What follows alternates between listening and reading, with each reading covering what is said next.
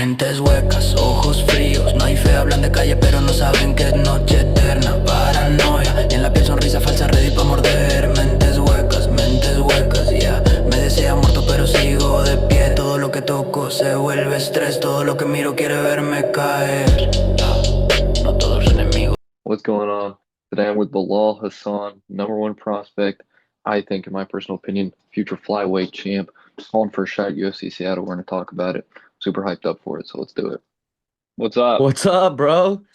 How are you? Good, man. Can you see this background? Yeah, dude, it's sick. Dude, I I love just it. figured out I could do this. This is so sick. Dude, I it's should have put dope. something funnier, but I should have done. Yeah, Yeah, this is your all I could dude come laying up with. there almost unconscious is pretty dope, in my opinion.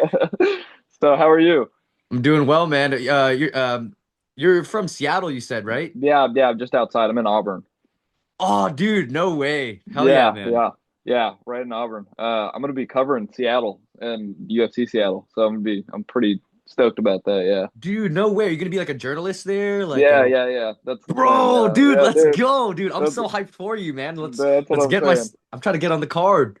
I know, dude. Bro, I don't understand how they haven't signed you. Have you gotten any call yet? Nothing.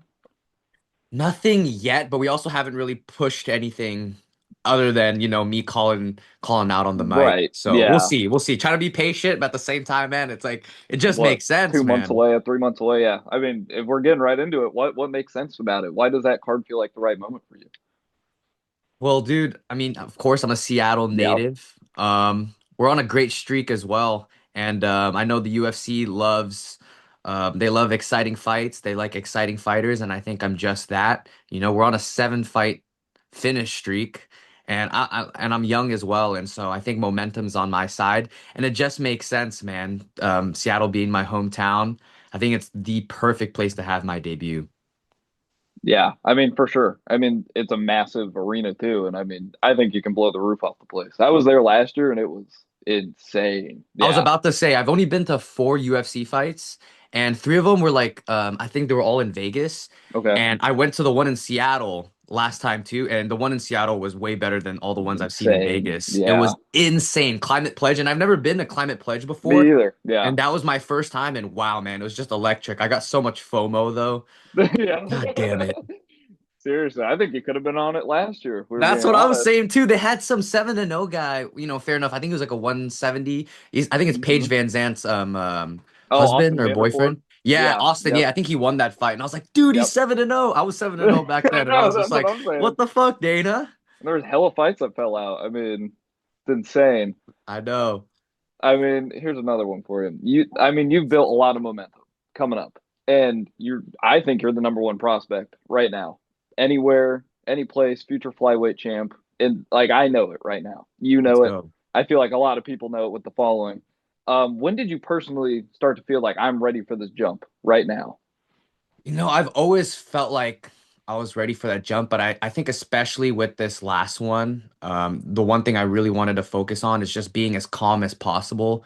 And even like every time that I fight, I always envision like I'm on the biggest stage possible. And I think I said this after one of my fights. I do so much better with more pressure on me. And I think with the bigger platform, I'm just gonna perform even better. And so, but like I've been doing this since I was, 4 years old. I started with the martial art of Taekwondo, and all I know how to do in life, really well at least, is train and compete, train and compete. And so I think like this is just meant to be, and momentum's on my side.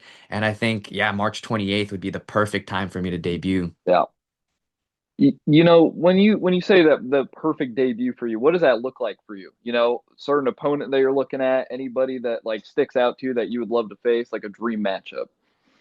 I saw yesterday, I forgot what account posted it, but they were like doing the UFC uh what's it called, predictions for UFC Hmm. Seattle and all that, and they put me up against I think Alexandre Costa, and I haven't really looked much into him, but I'm a yes man. All I do is just train and compete, and whatever they give me I say yes sir. And so I 100%. mean that's the only opponent that I have in mind. I don't really watch much of the flyweight division outside of like the top 10.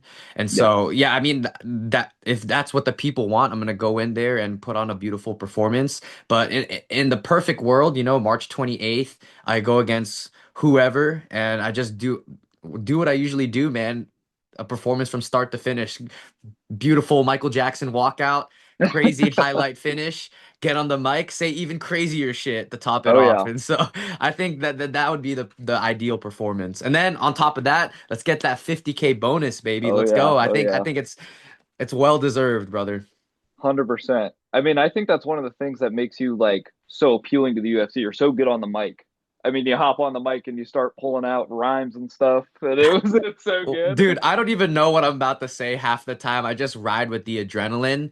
But that's one thing, man. I've always like I'm a casual fan at heart as well, admittedly. And I whenever I get super obsessed about something, I try to find whatever it takes to truly be successful in that sport. And so that honestly, Conor McGregor was what got me into the sport. And admittedly, I probably watched too much of him, and so there's a little bit of his personality that bleeds into me as well. But I know what it takes to be successful in this realm, and I know that I have a certain skill set that I bring to the table, and that's um, very appealing to the fans. And so I just go out there and I'm truly myself, and I think people can really see the authenticity in that. Yeah, I mean, I think everybody can see that personally just because, how much of a character you are outside of the cage, inside of the cage, on media. And, when you put on these finishes, I just thought it was hilarious after you finish your last fight, you're just like, this auto, I was Dude, like, dude, that's amazing. yeah, and I honestly like I said it in the interview before the fight. I really actually didn't want to hurt him. I was looking for a Hmm. submission. And but in the middle of the fight, I remember I took him down and I remembered like, oh shit, like why go for a submission? Like he's hurt right now. And so I remember I let Right. him up and then I was just really targeting his body. And then once I sat him down with that liver shot, I knew it was over and I didn't want to follow up with more damage, especially because Right. this guy, I don't know him personally, but like we come from the same culture and same background. Being both Indonesian, and so I actually didn't want to hurt him too much. I wanted to be quick and hit a submission, almost like what Habib did with Gaethje. If you remember that, he's Yeah. like, I don't want to Yeah. hurt him. I'm gonna go for the triangle and not break his arm, and something like that. But Yeah. I'm glad that I was able to showcase more of my skill set in this fight. When we're talking about mindset and preparation, when you're preparing for that big moment, what are you focusing on? Like sharpening your skills or staying mentally calm, through that moment.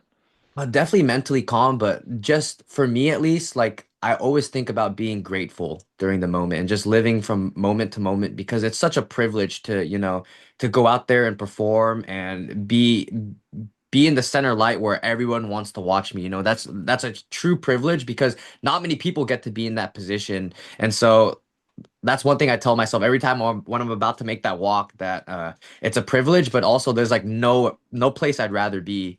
That this is truly what I want to do with my life, and I'm just grateful for the opportunity. And so I go in there and I'm happy, man. I'm happy, grateful in the moment, but also focused.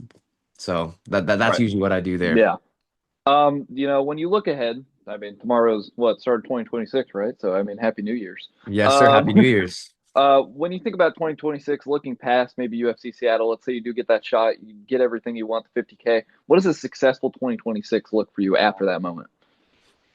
Man, I love to keep a season going, like ideally 3 to 4 fights a year, and especially the way UFC pushes flyweights fights. Like people, Hmm. you go on 3, 4 fights, you're fighting for the title. But for me personally, man, I want to take my time though. I want to kind of fight around outside of the top 15 first, really just gain experience. Yeah, and just fight as much as possible, man. I saw you in an interview talk about Charles Johnson, prospect killer, dude. I thought that was so funny because, he KO'd Lonnie Kavanaugh and he was Hmm. pretty hot. And I think that's a guy that I think that's like probably, I think you could get that fight at the end of the year with Kavanaugh. I think that's a big, big Woo, fight in between you and him. He's a big that's a striker, so great are fight. you. He's a Yeah. beast. He's a Uh-huh. beast. But yeah, but Charles Johnson, man, he is the prospect killer. But Oh honestly, yeah. like I don't mean this in any in a negative light, but like I feel like I do fight like Charles Johnson in a Hmm. sense. Like we both switch stances. We're very unorthodox, but I feel like to be honest, like on the feet, I think I'm a sharper striker than him. I think he does have a better wrestling and he mixes it up better than me, but I think on the feet, man, I think I'm better than him on the feet. And so, you look at who he knocked out. He knocked out Van, he knocked out Kavanaugh, and the way he knocked him out, it was a very unorthodox style, and that's something that I think I can replicate very well. And so I think that's what I bring into the division is my unorthodoxness, but I think I'm a lot sharper on the feet than he is, and I have a little bit more finesse. And so, like you said, that'd be a sick fight, me against Yeah, Kavanaugh at the end of the year. I think that's great. on a pay-per-view featured prelim. I'm Whoo! Now we're telling you right talking. now. Now we're talking. That's I'm fight of the telling night you. right there, man. I know that's a banger that you. I mean, that's just going to be output against output, and Yeah, 1000%. 100%. And if you, I mean, Costa, I like the idea of that. I think that's a perfect entry fight for you. My personal opinion, I think you KO him. Agreed. But Agreed. I think that you're going to get it done, and then I think later in the year, pay-per-view, big time show. I think you get Kavanaugh. I mean, that's what I was looking at through the flyweight division this morning. I was like, hey, it's a That's a fight. good prediction, Mr. Owen. That's a good prediction. Yeah, hopefully Mr. Costa, hopefully the UFC calls me and Costa up and we settle this, man.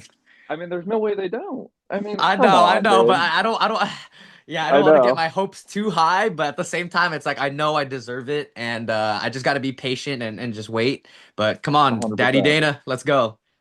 That's my next question. Send a message to Dana, everybody. I know you've done it a few times, but hit it right now. Come on, what do you got to Daddy say? Dana, Mick Maynard, Sean Shelby. I don't know who else. Hunter Campbell. Dude, guys, come on. What are you guys doing? Please, please let me in there. I'm a Seattle native, 7 fight finish streak, 24. You heard me say it before, the young, hung, dumb, full of cum. I kind of mixed, I kind of added my own twist to Michael Bisping's quote there. Yeah, But yeah, dude, it's true, man. Like I'm on a momentum and the people of Seattle want it. And I think we should give them what they want. 100%. And there's a lot of prospects out there right now, and I know this, but what do you think, people who don't know, what separates you from other prospects that are, looking for the same opportunity? I just don't think those guys do it as good as me in terms of in the cage, out of the cage, the walkout, the mic, the social media. I just don't think they do it better than me, man. I'm truly obsessed about this sport and everything that comes with it, and I just don't think people do it better than me, man. I'm truly obsessed, and it shows in my performances, man. I make it look easy, and it's a performance every single time, and so it just makes sense, man. For me to fight on the biggest platform, like it just makes sense. That's it. 100%. Let's see. I only got a few more for you here. I mean, this has been a Perfect. great conversation. This has No, been awesome. likewise, Owen. I'm gonna have to. Dude, I was about to say we should get some content together in dude, Seattle, bro. We I'm should. telling you, bro. Just makes Once you get sense. the call, we're gonna link up and we're gonna make some content, bro. This Let's go. shit's Auburn's not fire. that far. No, dead ass. Dude, I got the homemade office right here. We're ready to go. Let's go. Let's go. Yeah. No, dude, I loved it. I've been a big fan. I had to, reach out because I saw, Cage Free Fight, obviously, and I was like, got to reach out eventually. And, Let's you called go. for it, and I was like, let's do it, bro. Perfect. Let's see. So, what part of your game do you think people don't talk about enough? You know? That's a good question, Owen. I feel like my grappling, I think people underestimate my grappling, but I have a submission on my record and it's a pretty sick submission. Like I hop over the guy's back, take his back and then choke him out. But I got a takedown in this last fight.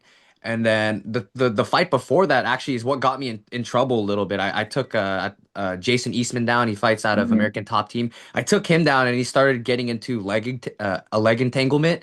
And he almost kind of got me with like a heel hook. I mean, he was going for it, but I was still punching his face in. But that's what Hmm. got me in trouble, like to get into that leg entanglement was me taking him down. And so I think people really underestimate my grappling. And it's MMA, and that's the beautiful thing about MMA is that you don't have to be the best wrestler, you don't have to be the best grappler, as long as you can merge it and make it into your own.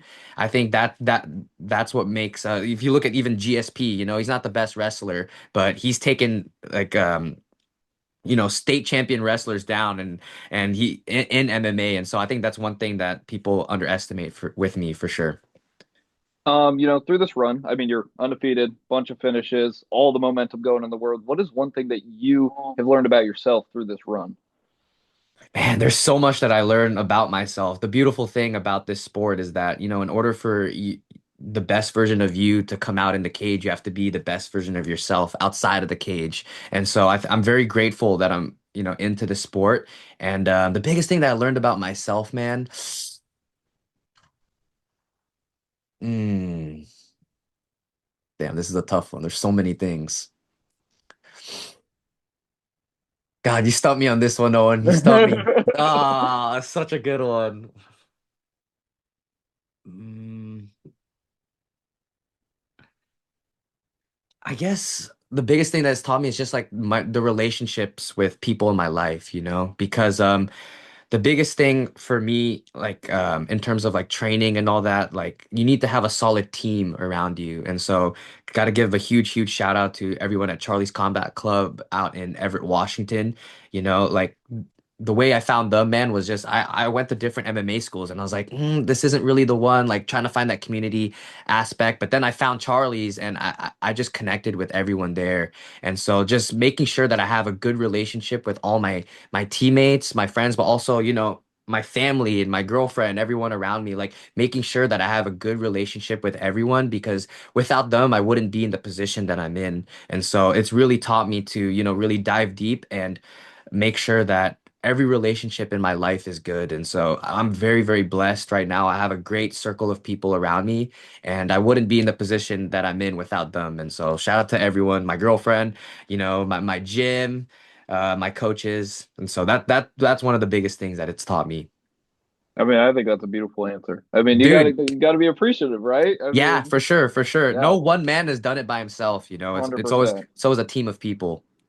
Yeah. So I have, one more for you, and we've talked Perfect. about, UFC Seattle, and talk to Dana, and now what can the fans expect? You get that opportunity. Everybody's buying those tickets in the crowd. What are they expecting once you get in that cage? Ooh.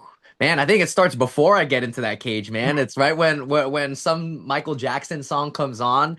Man, it's so hard every single time because I think a lot of people like expect like some rap, some rock, and then they hear Michael Jackson. That's one of my favorite things actually. Is like right when I walk out and Michael Jackson's on, I can see a couple people just be like, "What?" They're like, "This guy's walking out to Michael Jackson." That's one of my favorite things actually. So they can expect a great walkout, beautiful performance, and something crazy on the mic. Something crazy. Probably something out of pocket though. 1000%. 100%. Like Yeah. 1000% out of pocket. No, you got to expect that. I mean, it's not one of your fights without it, right? I mean, Exactly. it's what Exactly. makes you marketable.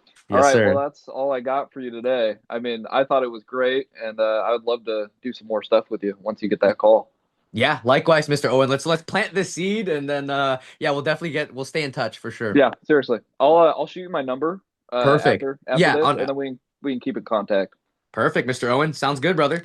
All right, thank you so much. I'll post this on YouTube, Let's go. and I will make some content out of it. It was dope. Number one prospect in the coming up to the UFC, future flyweight champ, Bilal Hasan. Come on, baby, let's do it. Let's go. All All right, right, I'll Mr. see Owen. you in Seattle. Peace. Let's Yes, go. sir. Peace.